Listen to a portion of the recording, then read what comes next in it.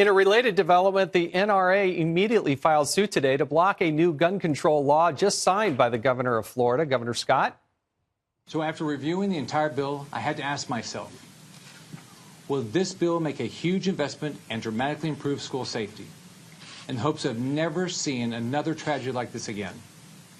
Will this bill provide more funding to treat the mentally ill? Will this bill give far more tools to keep guns away from people who should not have them? The answer to all three is yes.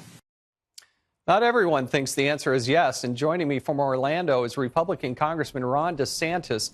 Ron and I served in the United States Congress together. We were on the same oversight committee as well as the Judiciary Committee. He is also now running for the governor of Florida. So, Congressman DeSantis, thanks so much for joining us. Hey, Jason. Good to see you. So the governor signed a bill. Would you, if you were elected governor, would you have signed that bill?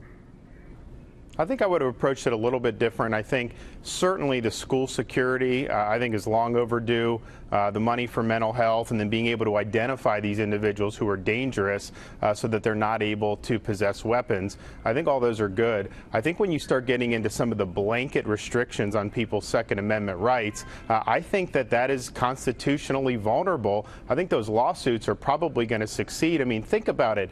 You have an enumerated right in the Bill of Rights.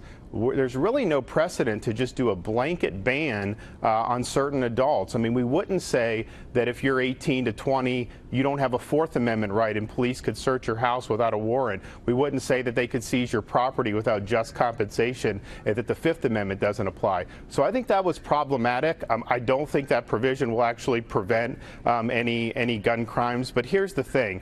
And you know more than anybody in dealing on the oversight, we worked together for years. This, between the locals in Broward County and between the federal with the FBI, was the most catastrophic failure of government that I've witnessed since I've been in the Congress or when I served in the military. You guys mentioned the different warnings that were given on the scene. Obviously, they went to the guy's house 23 times. They had ample opportunity to arrest him. They didn't do it.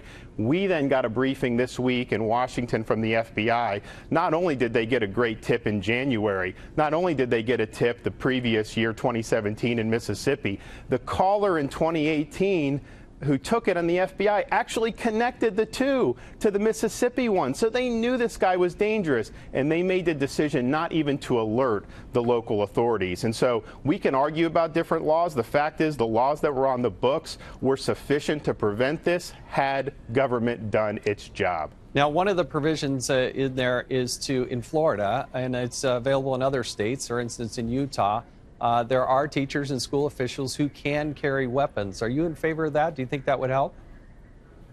I would not mandate any teachers to carry or administrators, but what I would do is say a school should not be advertised as a, quote, gun-free zone. If you have, maybe it's just one or two faculty members who are licensed, who have a concealed carry permit, I don't think they should be prohibited from using that, bringing the firearm in a concealed way on campus. And the reason is, even if no one decides to do it, just the fact that it might be there, I think that gives a potential shooter pause. And if you're beefing up the outside security and you're hardening the schools, then guess what? The schools are no longer such an inviting target. I mean, we've kind of let these things be sitting ducks, and there's this sickness in society with some of these really demented individuals that are attracted to that. I think just saying that a concealed carry permit holder can go to campus and teach or instruct with that, I think that would serve as a deterrent for people to view that as a viable target. Congressman Ron DeSantis in Orlando, thank you for joining us.